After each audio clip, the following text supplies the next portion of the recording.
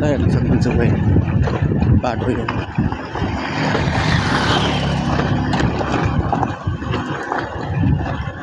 बाटोको अवस्था यो छ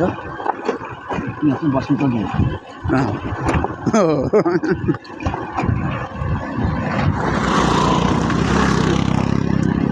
यहाँ जति पनि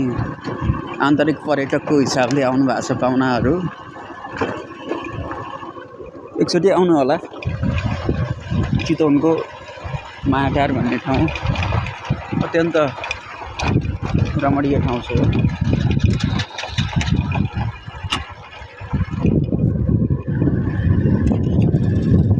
हामीले करिब 11 बजीतिर हामीले चाहिँ नि भरतपुर 25 बाट हाम्रो यात्रा सुरु गरेका थियौँ शक्तिखोर 9 किलोमिटर जाँदाखेरि एकदमै ठाडो उकालो झर्दाखेरि एकदमै ओह्रालो छ बाटो सायद म यतिको उकालो बाटो पोखरातिर कास्की जिल्लाको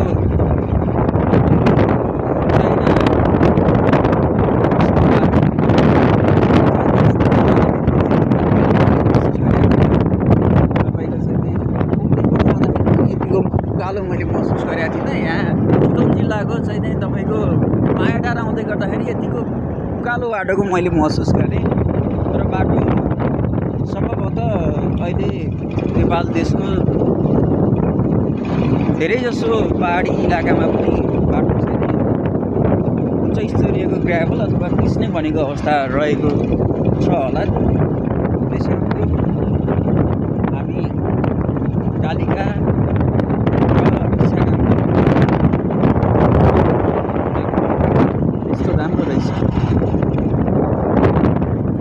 केही भन्न चाहनुहुन्छ